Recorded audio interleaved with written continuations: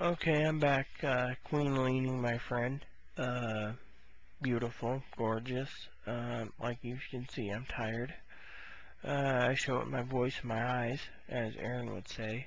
Uh, so me and Aaron were conversing, about religion and other stuff. I said, we should just do a 5-day work week on my projects and get it done without complaining. He says, yeah, I agree. I could use the weekend to play around with. I said, deal. He said, agreed. Then we conversed about other stuff. We were talking about weird scenarios, right? And we were talking about the supernatural, right? Like, he brought up again, which really bothers the crap out of me, but how he said there's a way a doctor said somehow the pancreas leaks or something, right? You know what the pancreas is. It's some organ or something that heats up with certain fluids and burns the human fat, and that fat person burns up, right? But their clothes are still there in one piece, but the whole body just burns up in 3 minutes to pure ash, like the hottest you can be, spontaneous combustion. I said, what a bunch of crap, I mean, I want to live to be an old lady, just like you. I mean, you'll be a beautiful old lady, but I'm going to just be an old maid. As I keep telling Aaron, I look like an old maid. Probably from the smoking, but, I'm just proud for living this long, You, of course, you're very beautiful. So anyways, after we got done talking about spontaneous combustion, we're talking about the stigmata. If you know what that is, that's where Jesus was nailed to the cross, and it was in his hands or wrists, his feet, and he had a spear pointed at, right? And sometimes a crown of thorns on his head. Well, I looked it up on MySpace, or not MySpace, bleh, Wikipedia, and we were conversing about,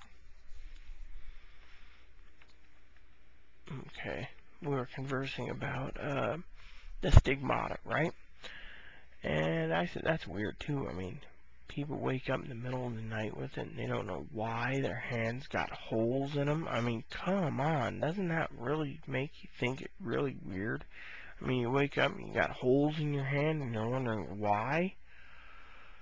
I mean, some of the saints from the Catholic Church have it, but me and Aaron were conversing about that, and we were like, oh yeah, it's weird. It gives me the heebie-jeebies sometimes. That's why I told him, hopefully I forget the name, stigmata, because I really don't want to remember it, because I don't want to wake up with holes in my hand.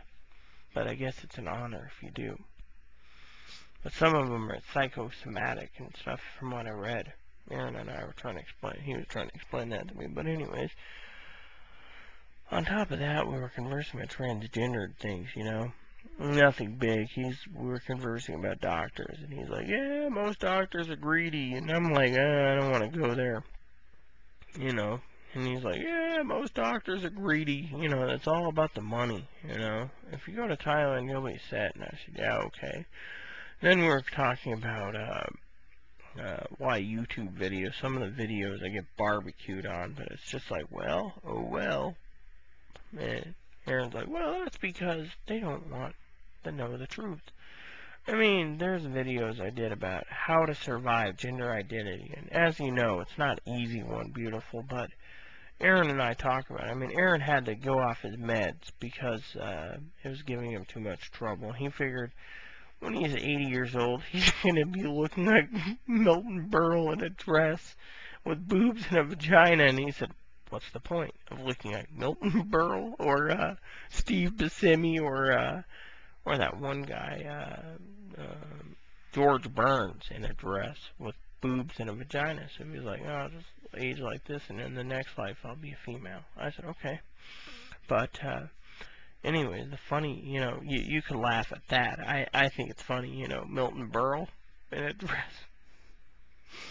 So anyways, we were talking about transgender things, and we were talking about videos, and he's like, most of them don't want to admit that the best way to survive, because he's like, well, he was saying, he vowed when he was transitioning before he went back that he would never focus on the transition first and foremost. He'd focus on other things like video games, being happy, living life to the fullest like I do.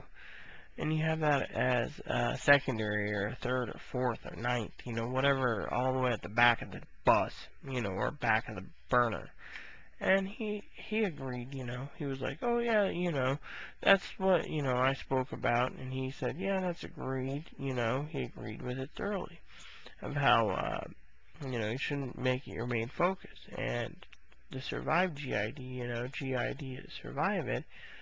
If I could survive being disabled almost 12 years living full-time with hormones, some other people could survive a lot longer than 2 years or 4 years or 6 years transitioning and getting the money together to pay for the surgeries.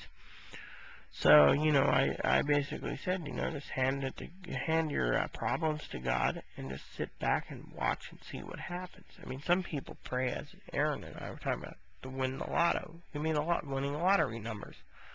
Or give me lotto numbers, right? When they're praying, give me lotto numbers, they're praying, give me some numbers. Usually it's numbers. It's not winning numbers or losing numbers, it's numbers. And sometimes when they say, let me win the lottery, they go and they get themselves a 1-liter soda and a lotto ticket, and they open up the liter of soda and it says, you won a free 1-liter soda. Sometimes what you wish for is a little different, but God knows what so you won the lotto. It's not what they wanted, but, they won something. So, we were conversing about that, and I was like, yeah, that's cool, Basically, I was like, that's awesome. And we were just conversing about, what to pray to God for and what not to. And I was like, well, I must be greedy then, because usually I ask for the path of womanhood and to protect me from all evil. And he was like, well, I asked him to protect the whole world, basically. And then he asked for something else. How is God? Hope God's better. And I never thought about that. God knows when I'm doing this movie. God knows how beautiful and gorgeous you are. God knows what you do and how you do it and how you want to get things done. He knows everything. So Aaron says it must be a burden to him looking down at all of us, his children, and being like, well, this one's evil, this one's bad, this one's transgender and doesn't want anything but path of womanhood and to be protected every night. This one here wants to be complete by 4 years. I mean, he knows everything. So Aaron's like, well, I pray that he's okay. He is our father, and we should hope he's okay. So I pray that he is excellent and good health. And I mean, Aaron said it must be a mental drain to our own heavenly Father, our own heavenly Dad, that, he's just, I don't know, burdened with the mental ability that sits down looking down below, even our heavenly brother, Jesus, looking down and being, all those problems. You know what I mean, sweetie? I mean, just blows me away. Aaron thinks of these things at night before bed.